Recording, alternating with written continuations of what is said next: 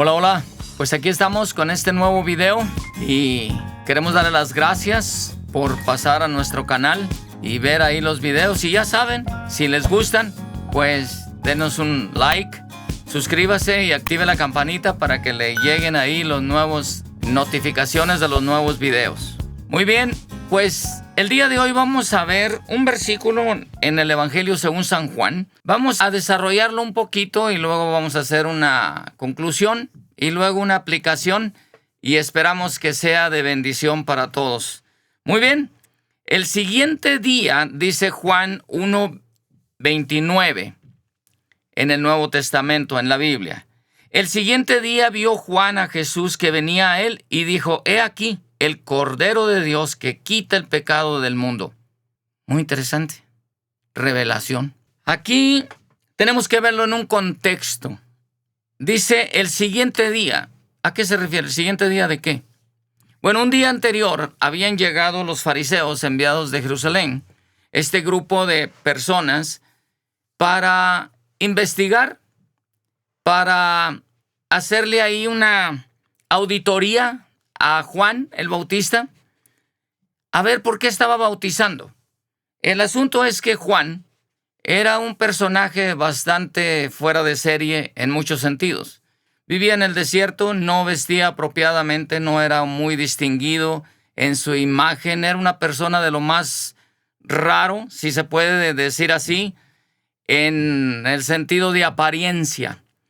Pero una de las cosas muy claras es que él tenía una voz muy significativa en ese entonces. Y de hecho, cuando le preguntan los fariseos, y lo vemos un poquito anterior para agarrar un contexto de esto, que le preguntan: ¿tú quién eres?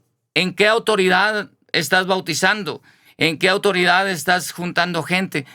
¿Por qué estás haciendo esto? ¿Eres tú acaso el Cristo? Y dice: no, yo no soy.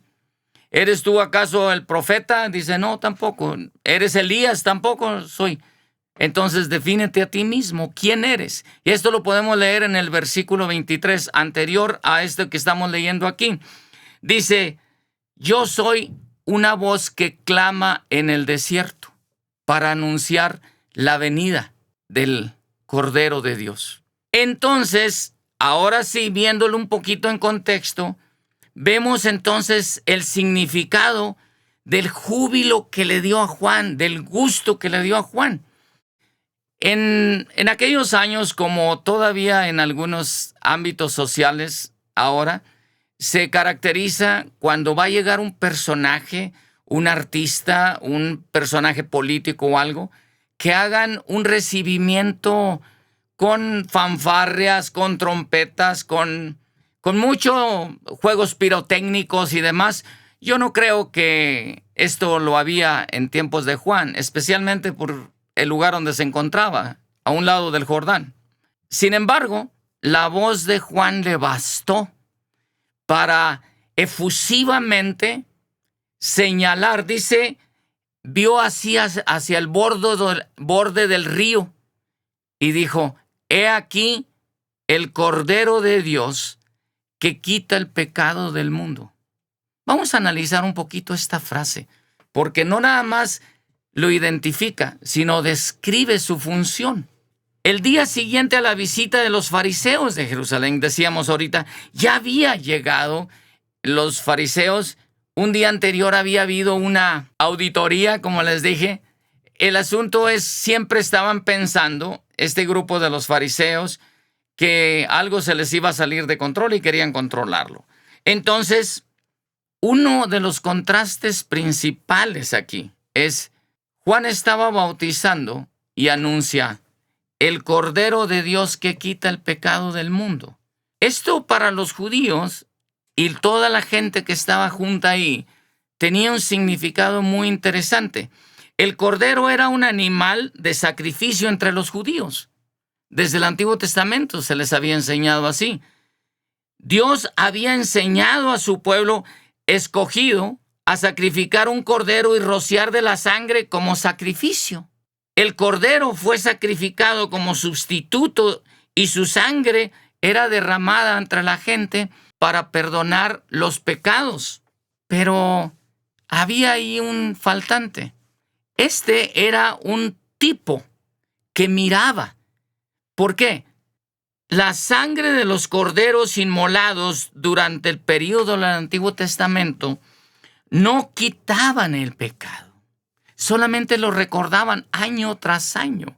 Por eso los sacrificios se tenían que repetir una y otra vez.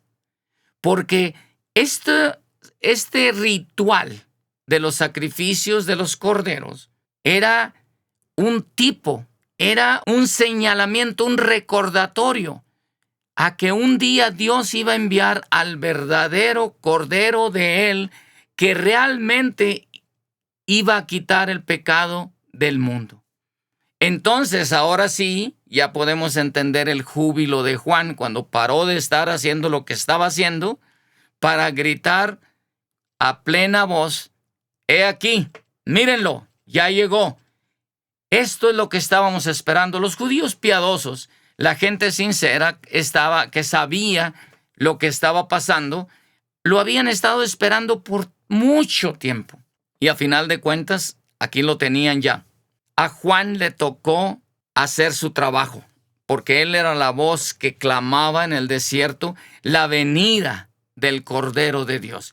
Él fue el anunciante, el vocero.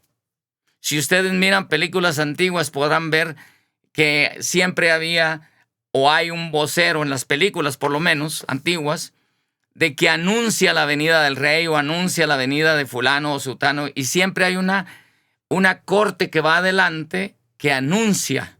Pues aquí a Juan le bastó esto para pegar un grito a todo pulmón y anunciar la llegada del Cordero de Dios. Cuando Juan dijo el Cordero de Dios que quita el pecado del mundo, no se refería necesariamente a que, pues ya todos los pecados de todo el mundo ya están perdonados, entonces pues no hay problema, no hay nada más que hacer y ya todo aplica a nosotros. No. Déjeme explicarle cómo es esto. Aquí la cosa fue que todo aquel que cree en Jesús adquiere esa bonificación o ese, vamos a decirlo así, la muerte y sacrificio de Cristo fue tan valioso, su sacrificio, como un depósito dejado ahí para que todo aquel que en él crea tenga acceso por la fe a esa bonificación o a ese bono y adquiera vida eterna. A esto es a lo que se refería Juan. No quiere decir que ya todos fueron salvos y que pueden hacer lo que quieran o que podemos hacer lo que queramos. A final de cuentas, ya se pagó la cuenta. Sí y no, porque hay un prerequisito. Si no entregamos nuestra vida a Cristo, o si no aceptamos esto, porque ahí está el depósito. Es como si alguien nos deposita en una cuenta. En automático no la podemos gastar, sino tenemos que ir y hacer el trámite para retirar esa cantidad, ¿verdad? Entonces, Juan el Bautista hace el anuncio triunfante de la llegada del verdadero Cordero de Dios. Entonces, habiendo aclarado esta cosa, el valor del sacrificio de Jesús fue uno. No iba a tener que hacer cada año. A reserva de los sacrificios antiguotestamentarios que visualizaban hacia el evento real de la venida de Jesús y ser sacrificado como lo fue Jesucristo en la cruz, murió una vez. Ahí, este sacrificio no necesita ningún tipo de refuerzo, ni nada por el estilo. Una sola vez, lo único que necesita es que la persona lo crea. Y por fe, dice, por fe en este sacrificio es que son salvos. Somos salvos, ¿verdad? Cuando dijo esto, Juan aclaró muy enfáticamente de lo que se trataba. Un depósito a nuestro favor que en el momento que creemos nos hacemos acreedores de ese depósito y aplica a nuestra vida, a nuestra cuenta, una vez y para siempre. Ya no hubo más necesidad de más corderitos sacrificados ahí. Podemos ver 3 cosas sobresalientes en este evento culminante. ¿verdad? El sacrificio del judaísmo eran corderos irracionales. El sacrificio cristiano es el Cordero de Dios. Podemos ver la primera parte, la naturaleza de la víctima. Por ejemplo, la naturaleza en el judaísmo de la víctima era un corderito que no sabía nada, no tenía conciencia. Entonces, en su naturaleza es sobresaliente. La naturaleza, uno era el cordero de las personas o el cordero que se llevaba para sacrificar y el otro el cordero de Dios. Número 2, en su eficacia. Sobresale en la eficacia del trabajo que este cordero iba a hacer a través de su sacrificio. Mientras que los sacrificios del judaísmo solo recordaban el pecado cada año, como les dije ahorita, nomás lo recordaban porque no lo quitaban. Por eso lo tenían que hacer cada año. No era una vez y para siempre. El sacrificio del cristianismo lo quitó. Él quitó el pecado del mundo una vez y para siempre. Número 3, sobresale en el alcance de su operación. 3 cosas muy importantes: su naturaleza, su eficacia y estamos viendo su alcance.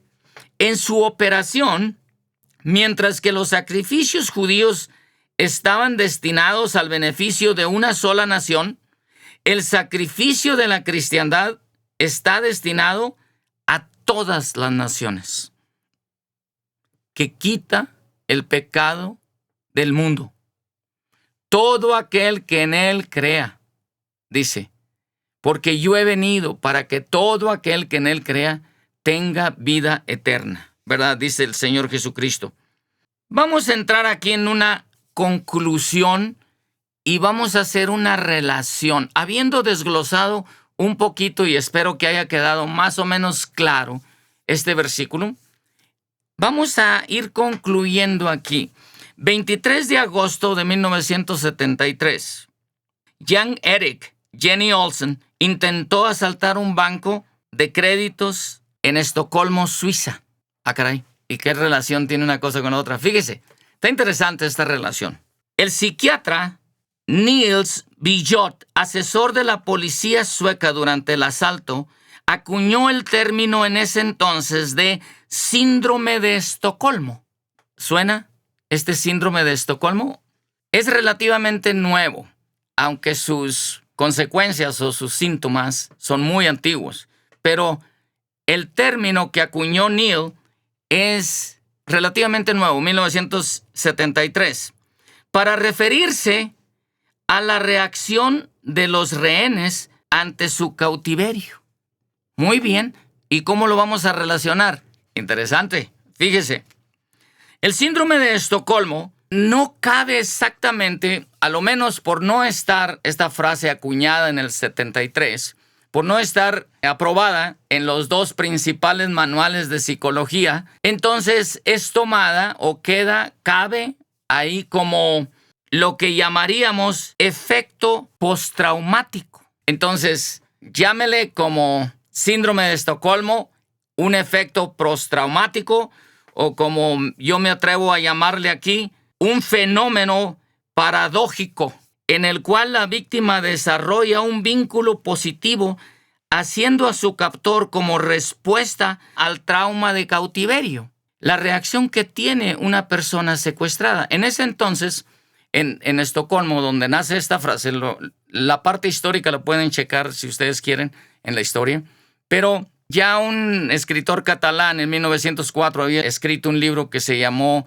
La puñalada, creo, y de ahí había hablado acerca de los efectos de esto, pero formalmente se acuñó esta frase ahí, y la historia del asalto fue que al verse rodeados los asaltantes por la policía de Suiza, entonces tomaron rehenes. Tomaron 4 rehenes, era un hombre y 3 mujeres, de los cuales las mujeres eventualmente defendieron a los ladrones, y inclusive una de ellas se enamoró plenamente de uno de ellos y lo defendió al grado que terminó hasta yéndose con él. En esta frase de los comportamientos de los rehenes ha sido muy conocido y sigue siendo hasta la fecha muy conocido esta reacción. Algunos psicólogos la describen como un agente patológico en base a el entorno, cómo fue criado el niño en su ambiente familiar y todas estas cosas. Y a veces es demasiadas opiniones y todo, pero en fin, otros lo describen como una reacción del organismo natural, como para supervivencia.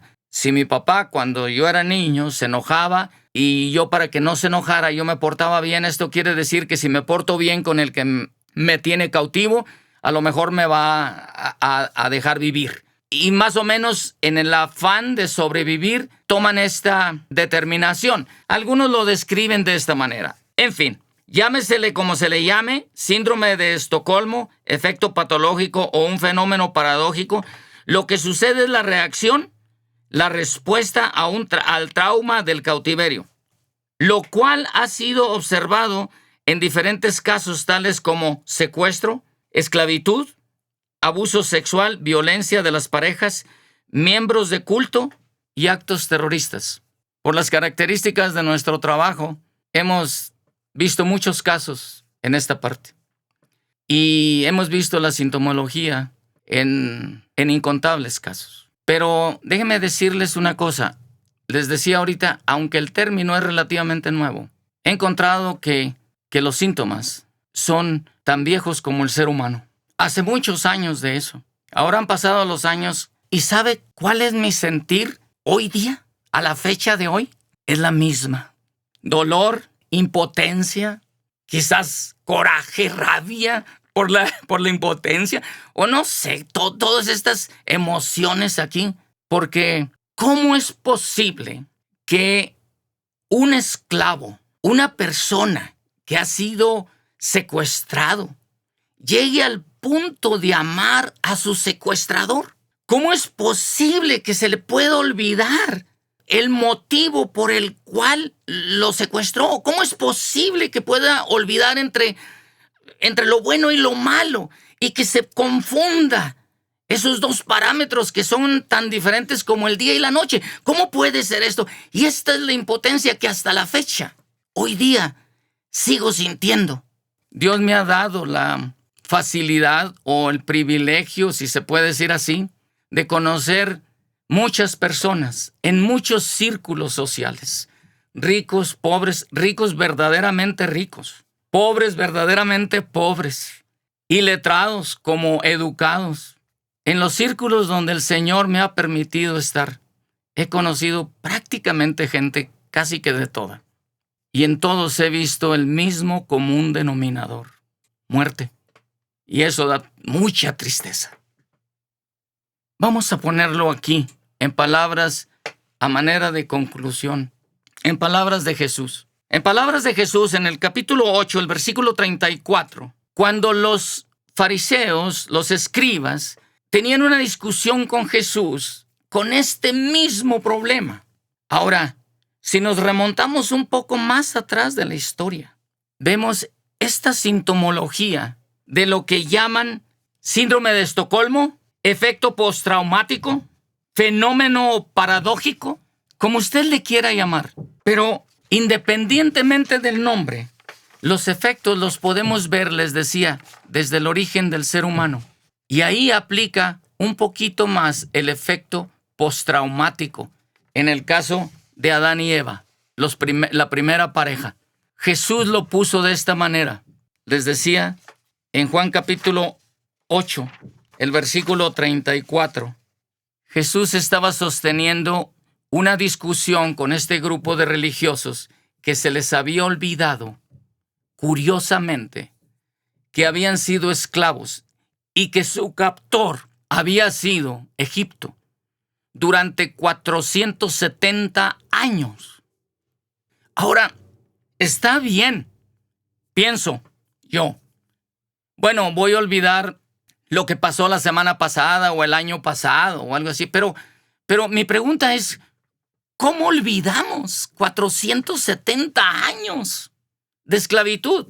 Ahora, el pueblo de Israel había sido esclavo previamente también de Babilonia y algunos otros reinos más, pero aquí se arma una discusión en Juan capítulo 8 entre Jesús y ellos, Y ellos le dicen, nosotros somos descendientes de Abraham y nunca hemos sido esclavos de nadie. ¡Wow! Jesús nomás, me imagino yo que cuando ves esa impotencia o esa falta de sentido común, decirlo así, ¿verdad? Yo creo que también se ponía triste, o quizás como yo, lloraba por impotencia y les dijo, miren, déjenme decirles, en el 8:34 les contesta, Él no va a los detalles de cuántos pueblos habían sido esclavos y cuántos años habían sido esclavos y cuánto los habían maltratado sus esclavizadores. Jesús no fue hasta allá. Lo resumió y les dijo, el que hace pecado, esclavo es del pecado. ¿Por qué causa el pecado hace olvidar? ¿Cómo relacionamos esto que estamos viendo ahorita? Bueno, una de las características del pecado es su aparente ingenuidad. No está mal. Digo, todos lo hacen. Mira, si te fijas, no tiene consecuencia. Y no la ven la consecuencia desastrosa que puede llevar su falta de memoria o su confusión. Yo sé que está mal, pero me gusta. Jesús les dice, el que hace pecado, esclavo es del pecado. Y añade, pero si el Hijo libertare, seréis verdaderamente libres. Hoy día es tan confuso visualizar una cosa de la otra. Y hoy día sigue reinando la muerte en el mundo por no ver la diferencia entre lo bueno y lo malo, por no tomar ese depósito que Jesús ya pagó, ese único sacrificio que Jesús hizo por todos nosotros. Todo aquel, más a todo aquel que cree en Él, que le recibe a Él, será salvo. El apóstol Pablo les recordó, y con esto terminamos, a los romanos y les dijo, ¿no sabéis que ofreciéndose a uno para obedecerle, os hacéis esclavos de aquel a quien os sujetáis? Sea para pecado, o sea para muerte, o sea para obediencia, para la justicia. ¿Qué no saben? Les dice el apóstol Pablo a los romanos, que si se esclavizan a alguien, se convierten en esclavos de ellos, ya sea para una cosa o para otra, pero te conviertes en esclavo. Y lo que este síndrome de Estocolmo hace, llegas a amar al secuestrador. Hoy día vemos tanto amor por el pecado, al grado de defenderlo. Hay gente que se ofende si les decimos que están en pecado. Se ofenden y lo defienden, como la muchacha esta en el banco de créditos en Estocolmo, Suiza. Defendió y habló mal de la policía suiza y se metió en medio para que no lo castigaran. Hizo cuantas cosas. ¿Por qué defender lo indefendible? ¿Por qué defendemos el pecado? ¿De qué lado estamos? Bueno, cuando tomamos una decisión, tenemos que estar de acuerdo en que hay consecuencias, como dice el apóstol Pablo, o para justicia o para muerte. Hasta aquí le vamos a dejar por hoy. Muchas gracias. Recuerden, si este video les gustó, pues denos ahí su like, suscríbase, active la campanita y ahí nos estamos viendo en los comentarios, o nos estamos leyendo, más bien dicho, en los comentarios.